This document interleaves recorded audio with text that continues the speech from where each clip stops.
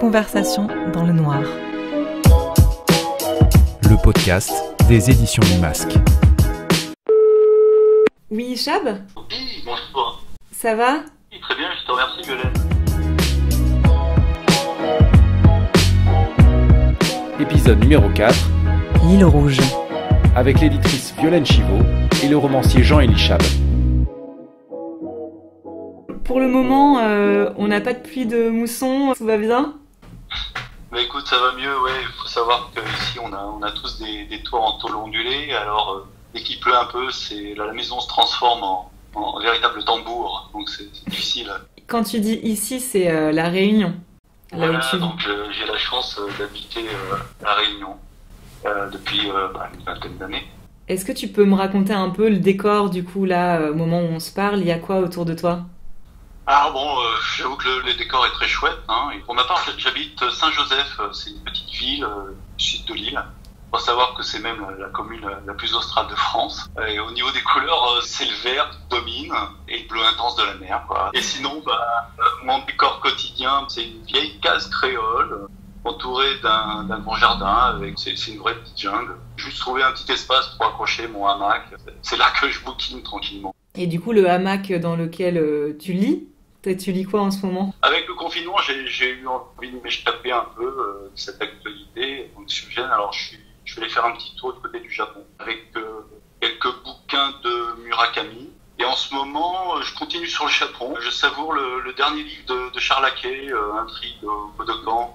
C'est un roman policier historique qui est passionnant, qui se passe à la fin du 19e et qui nous raconte la naissance du judo. Bah, c'est marrant que tu parles de Charles Hackey parce que justement, il va faire l'objet aussi d'un podcast bientôt. Donc, écoute, on a hâte d'échanger avec lui aussi. Je me pose toujours cette question, en fait, quand je parle avec des auteurs. Je me demande quel est leur rapport à l'objet livre. Toi, t'es plutôt du genre à sacraliser les livres, donc à pas du tout les annoter, à pas les corner, à faire hyper attention quand tu les reposes, à les fermer avec un marque-page et pas les plier en deux. Ou est-ce que toi, t'étais du genre à les faire vivre, à les abîmer, entre guillemets, quoi? Alors j'avoue que les livres que je possède sont comme de vieux amis. Hein. J'aime les avoir près de moi, je les respecte, j'en prends soin. J'aime la chaleur qu'ils dégagent, hein, j'aime leur présence. Hein. Leur présence me réconforte en fait. J'aime les avoir à portée de main. D'ailleurs on m'a souvent conseillé de m'acheter une liseuse électronique, c'est pas vraiment mon truc.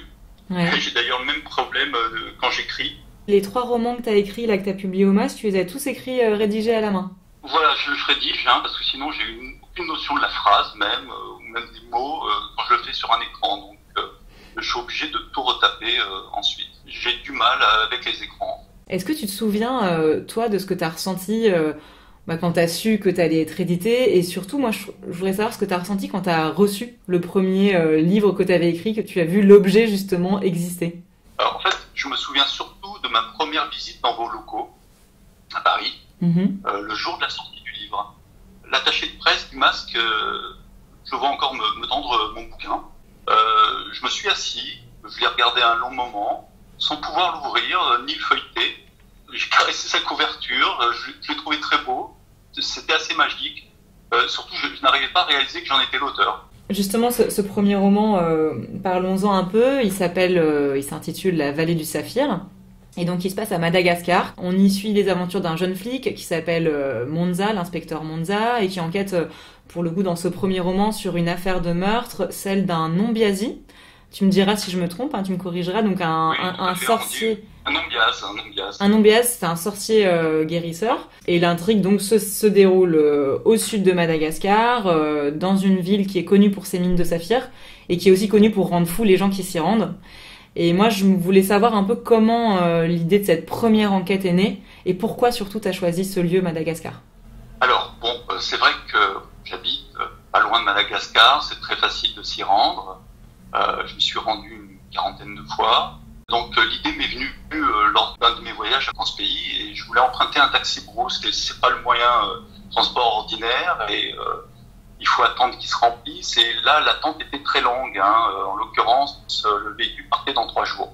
Okay. Donc, j'ai entendu parler de la fièvre du saphir, et puis j'ai entendu parler de cette ville Far West, où les gens sortaient le flingue pour une poignée de cailloux. Alors il fallait absolument que je voie ça, j'y suis allé, j'ai rencontré un flic, un inspecteur de brousse, qui m'a servi de guide, qui m'a raconté un tas d'anecdotes plus incroyables, plus dingues les unes que les autres. Il faut bien comprendre qu'à l'origine, Ilacac, c'est un petit village de 30 habitants. Il y a un paysan qui a découvert un saphir, un énorme saphir, et tout de suite ça s'est su à Madagascar, et le village de 30 habitants s'est transformé donc en un village de 30 000 habitants en une semaine. Ah oui. Ils ont afflué des 4 coins de Madagascar pour essayer de trouver des saphirs. Il faut bien comprendre qu'à Madagascar, les gens, ils sont pauvres, c'est un peu la survie au quotidien. Donc forcément, ça a été le Far West, vraiment la ruée vers le saphir. Les gens rêvaient de trouver un saphir et de faire fortune. Dans le deuxième roman que tu as écrit, qui est toujours à Madagascar, qui s'appelle Un tombeau sur l'île Rouge, donc l'île Rouge qui est le surnom de l'île, tu t'attaques à un autre sujet assez glaçant qui est celui du trafic d'ossements humains. Et dans le dernier, donc celui qui est paru à l'automne dernier, qui s'intitule Dans l'œil de Jaya et qui a reçu le prix du roman d'aventure du Masque, tu parles de la corruption qui gangrène l'île et tu évoques aussi le trafic de vanille qu'on appelle l'or noir. Chaque fois, en fait, tu t'inspires de la réalité pour nourrir tes enquêtes. Exactement. Oui, c'est vrai, je joue un petit peu les reporters, en fait, en essayant d'éclairer certaines zones sombres. Pour moi, en fait, le but était de renseigner le lecteur qui ne connaît pas Madagascar. C'est une île, c'est vrai, mais c'est une île grande comme presque 2 fois la France. Il s'y passe plein de choses surprenantes. Et puis bon, il y a la fièvre du saphir, le trafic d'ossements humains, les trafics autour de la vanille. Ce sont des aspects incontournables du pays si on veut le comprendre. Et par exemple, pour les ossements humains, est-ce que tu peux m'expliquer un peu ce que tu as voulu, de quoi tu as voulu parler exactement dans ce deuxième tome ? Alors, ce qui est étonnant, c'est que les Malgaches, donc, pratiquent le retournement des morts et ils respectent énormément leurs morts. Et c'est curieux parce que c'est paradoxal, il y a toutes les semaines, il y a des tombeaux qui sont pillés et on ne sait pas où vont ces ossements humains. Donc c'était un petit peu l'objet de cette enquête pour savoir pourquoi les gens volaient des ossements humains et qu'est-ce qu'ils devenaient. Il y a pas mal de passages évidemment avec des répliques dans malgache.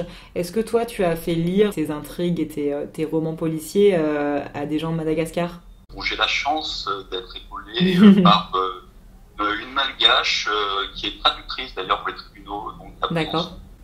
Et donc c'est elle qui me fait les petits dialogues ou les répliques en malgache. Ça colle mieux. Et puis bon, c'est vrai que c'est un petit peu difficile de maîtriser le malgache. En plus, il y a 17 ethnies malgaches. Et donc, il y a des différences au niveau du langage. Et donc, je lui fais confiance. Je préfère qu'elle m'épaule dans les dialogues.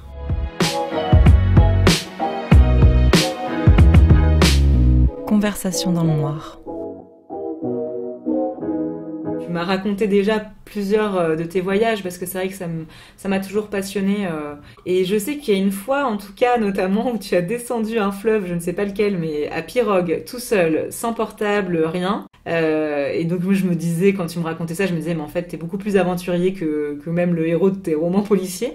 Je descends des fleuves en Asie et en Afrique, en fait, depuis une vingtaine d'années. Alors, bon, évidemment, il s'agit de voyages en brousse, en pleine nature, loin de tout. J'achète une pirogue à un pêcheur, je pars avec un filtre à eau pour boire l'eau du fleuve et quelques vivres. Pour la petite histoire, il faut savoir que lorsqu'on descend à un fleuve, à Madagascar, on est souvent coincé par des hauts fonds. Oui. Alors il faut sauter dans l'eau, marcher à côté de la pirogue, souvent jusqu'à mi-cuisse ou à la taille, donc il faut bien être prudent. C'est ça qui est fantastique, c'est qu'il y a d'énormes bancs de sable sur le côté des fleuves à Madagascar, qui sont très très accueillants. Ils sont aussi assez accueillants pour les crocodiles, donc faut se méfier un petit peu. Et puis, il y a quelques villages. Alors, c'est vrai qu'une fois, j'ai reçu une lance en pleine nuit qui a traversé ma tente. Donc, une lance en pleine nuit Oui, heureusement pour moi, la pointe de la sagaie s'est plantée à côté du bras. Alors, mais bon, il faut bien comprendre que c'était ma faute. J'avais installé mon campement sans me présenter au chef du village. Et à mon avis, la lance a sûrement été le signal d'un mécontentement exprimé par un des villageois. Et il faut avoir en tête qu'à Madagascar, il y a beaucoup de fades. Les fades, c'est s'écrit F-A-D-Y, ce sont des interdits. Il ne faut surtout pas enfreindre. Mais mon meilleur souvenir, ça restera la descente de l'Onilai. C'est vraiment au sud de l'île, il D'accord. arrive au sud de Tuléar. Mais bon, il n'y a presque pas d'eau. Alors j'ai tiré ma pirogue de 150 kilos sur le sable pendant une semaine. Les gens me prenaient un peu pour un dingue, mais ça m'a permis de faire de belles rencontres, de très très belles rencontres. Je me souviens surtout de chasseurs qui traquaient le sanglier avec de simples lances et quelques chiens. Et pour moi, ce sont eux les véritables aventuriers. Est-ce que tu pourrais nous raconter quel a été le déclic pour toi de l'écriture en fait? Est-ce que tu as toujours écrit ou est-ce qu'un jour tu t'es dit bon allez je franchis le cap, je m'y mets? Le déclic est vraiment lié à Madagascar. En fait, ce qui s'est passé, c'est que de retour de voyage, j'ai voulu lire des ouvrages sur ce pays. Et curieusement, il y avait trop peu de livres sur ce pays, trop peu de romans. Je crois qu'il y avait un seul roman policier écrit par André Lallemand qui commençait à dater.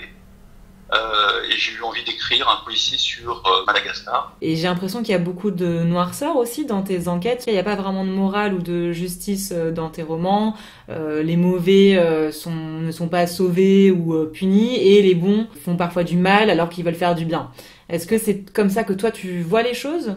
Oula, oui, vaste sujet. Pour ma part, je pense qu'on ne peut pas simplifier les rapports entre les gens à une simple opposition entre le bien et le mal. Moi, vous n'êtes pas noir ou blanc, ça c'est bon pour les comics américains. C'est vrai que je n'ai pas une analyse manichéenne du monde. C'est encore plus vrai, plus frappant dans un pays comme Madagascar, où le quotidien du peuple s'apparente à de la survie. Pour mes livres, je ne voulais pas faire de mon inspecteur un super justicier. C'est vrai, il est à la recherche de la justice, mais souvent, il est pris dans des situations complexes, qu'il dépasse, il perd le contrôle et ne réagit pas toujours comme il le faudrait. On vient de sortir du confinement. C'est une période pendant laquelle il y a pas mal de gens qui se sont essayés à l'écriture. Et je me demandais si toi, tu avais réussi à être créatif ou si ça t'avait coupé complètement toute inspiration. C'était un petit peu compliqué. Je ne suis pas très casanier. J'ai besoin d'action. J'ai besoin de pouvoir bouger avant de me poser et d'écrire. Donc, je n'ai pas été très créatif durant cette période. Bon, j'en ai profité quand même pour faire le tri dans mes idées. Ça m'a permis de me relire, de prendre un petit peu de recul et même de prendre conscience de certaines erreurs. Et alors, t'as pas forcément été créatif, mais je pense on a été beaucoup dans ce cas. Mais est-ce que en revanche, tu aurais des conseils à donner à quelqu'un qui a envie d'écrire un polar qui se passe pas dans un pays qui est le sien, comme toi tu l'as fait en fait? Je pense qu'il y a un énorme travail de documentation. Il faut faire une grosse recherche d'informations. Alors ça peut se faire évidemment dans la presse locale, auprès des institutions aussi, comme les bibliothèques, les instituts français à l'étranger, les alliances françaises aussi. Les gens vous accueillent à bras ouverts, ils ouvrent leurs archives. Je pense qu'il faut s'imprégner du pays, il faut aller sur le terrain, prendre de nombreuses photos, vivre avec les gens, faire beaucoup de rencontres, être patient surtout. Je pense qu'il faut vraiment s'accorder plusieurs voyages. Pour ma part, pendant le dernier, je n'ai pas hésité à passer du temps dans les commissariats d'Ananarive, dans la capitale malgache. Je crois que j'ai passé 15 jours à visiter le commissariat. Alors je me suis fait des copains flics, pu boire des canons avec eux. Je pense que c'est ça, il faut se faire un réseau d'amis sur place, toujours rester en contact avec eux. Faut se faire des amis sur place et boire des coups avec eux pour les faire parler. C'est bien ce que j'ai compris. Voilà, tu as bien compris. Et du coup, tu as pu aussi récolter des informations pour ton prochain roman ou ce sera pour un prochain voyage? Voilà, à chaque fois, effectivement, je ramasse plein d'informations et évidemment, ça me donne des idées et ça me donne surtout envie d'en écrire d'autres. Avant de se laisser, parce que l'heure tourne, et on était partis, là, on était parti en voyage avec toi, j'aimerais bien que tu me lises un court extrait de ton dernier roman, si tu veux bien.